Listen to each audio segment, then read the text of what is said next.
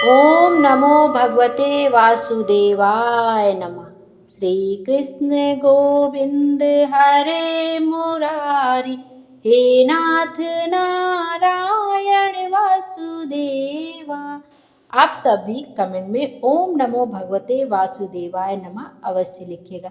आइए आज की वीडियो में देखते हैं बरुतनी एकादशी का व्रत कब रखा जाएगा, 23 अप्रैल को या 24 अप्रैल को। पारण का शुभ मुहूर्त कब से कब तक है, पूजा का शुभ मुहूर्त कब से कब तक है। सनातन धर्म में बरुतनी एकादशी का बहुत खास महत्व होता है।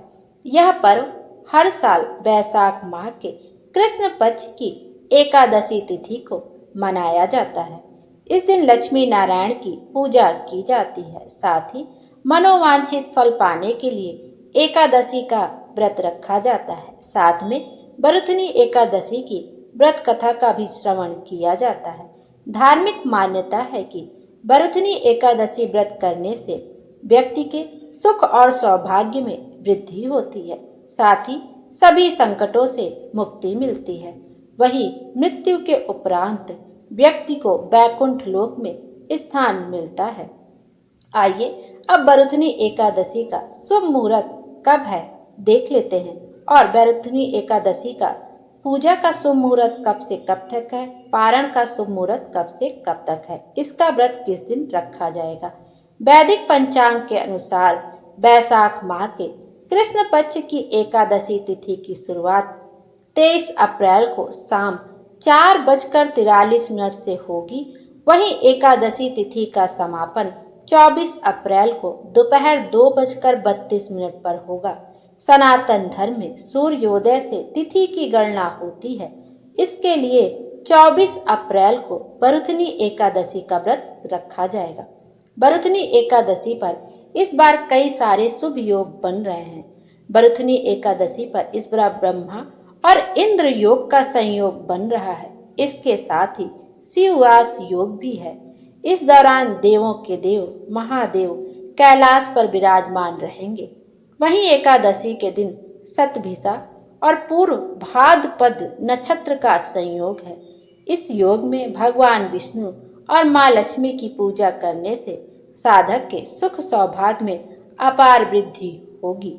जब शिववास योग होता है तो उस दिन भगवान विष्णु के साथ साथ भगवान शंकर की भी पूजा अर्चना करनी चाहिए। आइए देखते हैं कि पूजा का शुभ मुहूर्त कब से कब तक है। सबसे पहला मुहूर्त है आपका ब्रह्म मुहूर्त में सुबह 4:19 से लेकर 5:03 तक। फिर विजय मुहूर्त है दोपहर में 2:30 से लेकर 3:23 तक। फिर गोधूली मुहूर्त है शाम को 6:51 से लेकर 7:13 तक। निशिता मुहूर्त है रात में 11:57 से लेकर 12:41 तक। इस दिन सूर्योदय होगा सुबह 5:47 पर और सूर्यास्त होगा शाम को 6:52 पर। बरुतनी एकादशी पारण का समय। बरुतनी एकादशी का पारण 25 अप्रैल को किया जाएगा। पारण का समय 25 अप्रैल को सुबह 5:46 से लेकर सुबह 8:23 तक है। इस दौरान व्रती स्नान ध्यान करने के बाद विधिवत लक्ष्मी नारायण की पूजा कर व्रत खोल सकते हैं। वहीं पूजा के बाद आप अन्न और धन का दान भी कर सकते हैं। तो यह था शुभ योग और पारण का शुभ मुहूर्त। अब पूजा विधि देख लेते हैं। पूजा विधि करने के लिए आप सुबह स्वच्छ हो जाएं, स्नान वगैरह कर ले। उसके बाद सबसे पहले सूर्य देव को जल समर्पित कर दे। सूर्य देव को जल समर्पित करते समय आप तांबे का लोटे का उपयोग करें तो बहुत अच्छा होगा। उसमें एक लाल फूल डाल लें, काला तिल डाल लें, लाल चंदन डाल लें, सूर्य देव को अर्घ दे दें। उसके बाद आपको भगवान विष्णु का जहाँ पे भी पूजन करना है, जहाँ पे भी आपका मंदिर हो, जिस जगह पे भी आप पूजन करना चाहते हैं उस जगह को स्वच्छ कर लें, साफ कर लें, गंगा जल छिड़क दे, एक चौकी ले ले, उसके ऊपर पीला वस्त्र बिछा दे।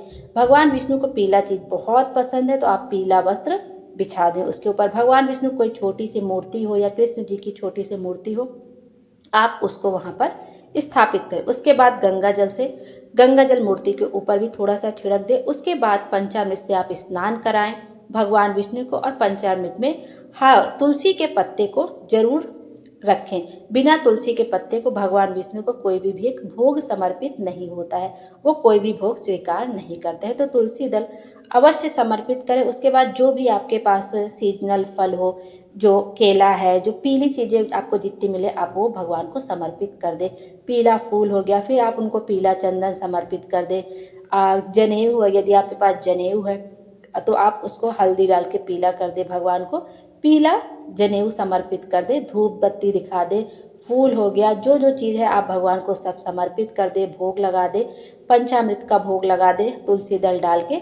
फिर आप धूप बत्ती दिखा दे, बरुथनी एकादशी का व्रत कथा का श्रवण कर लें। उसके बाद भगवान विष्णु की आरती कर लें, साथ में आप एकादशी माता की भी आरती कर सकते। उसके बाद तुलसी माता के पास जाके तुलसी माता के पास भी एक दीपक अवश्य जलाएं। तुलसी माता का विधि विधान से पूजा करें।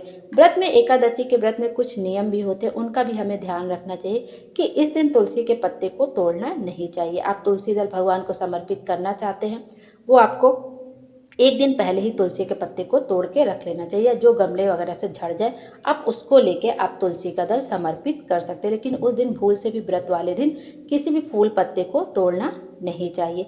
उस दिन कहते हैं कि तुलसी माता को जल भी नहीं देना चाहिए, क्योंकि उनका व्रत रहता है, निर्जल व्रत रहता है, तो उससे उनका व्रत टूट जाता है। तो इन कुछ बातों का ध्यान रखते हुए आपको एकादशी का व्रत रखना चाहिए। इस तरह से हम व्रत रखते हैं तो हमारी सभी मनोकामनाएं पूर्ण होती हैं और हमारे जीवन में खुशियाँ ही खुशियाँ रहती हैं। Thank you. विष्णु भगवान हम सब की मनोकामना पूरी करें और हमारे जीवन को खुशियों से भर दें। Thank you.